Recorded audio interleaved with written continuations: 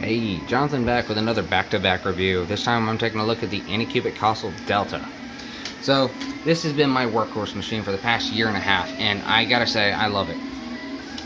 The build quality is high, and while there's a few caveats with the cheap pulley version, I haven't really noticed any issues.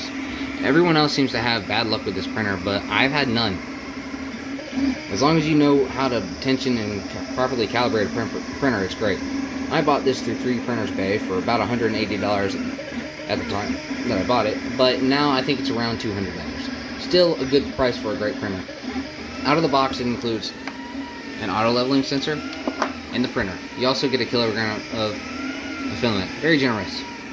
Included is also the SD card and an SD card reader. You'll need those later. The first thing I did was put this thing together. I've got a time lapse that I might dig up and post, but I'm not sure if it backed up. I changed phones. A really quick print that I did was this mom bookmark, and this is actually at a 0.28 layer height and on the fastest speed possible. So for that spec, it's not that bad. In terms of how long this thing can run without maintenance, I have an entire box of hammers that were commissioned for me to model and make. It has printed all this non-stop. I can't even count how many it's done, and I've been running at least 12 to 20 at a time on the build plate. That being said, while the build plate is advertised as 180mm diameter, you're not going to get that much out of it. At best, sometimes I manage 160 or 120. The biggest issue is if you use a glass bed. If you use a glass bed or bed clips, then you're going to have a hard time getting this thing to print properly. I've got a fan duct that I installed in here. The stock one will bump into these round nozzles.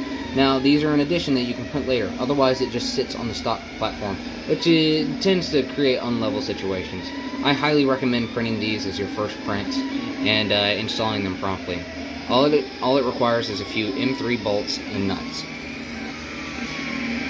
A glass bed heavily helps with bed adhesion on this printer.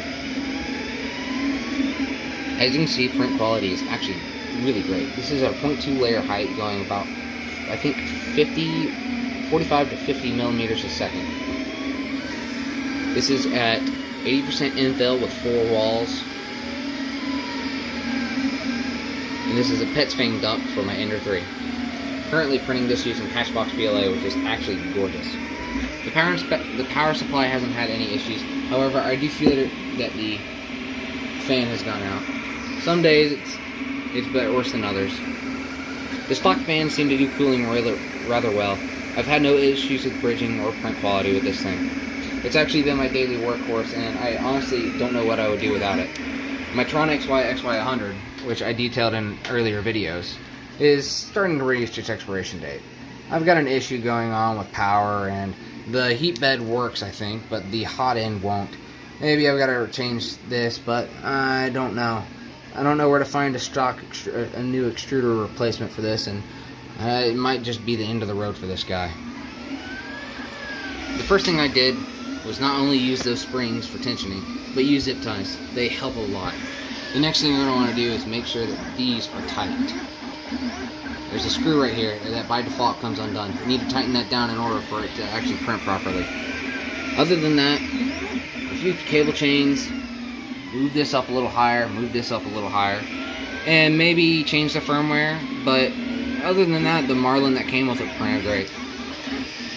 Changing Marlin and actually makes auto leveling a bit harder, so keeping it stock actually has its benefits. I haven't really noticed any caveats, and the only reason that I actually upgraded the firmware is because this thing will not print over Octoprint. I haven't heard any issues from anyone else, but for me, whenever I connected this to Octoprint, it simply would lag, and I just got ugly prints. So while it will print with Octoprint, you will get blobs in the print.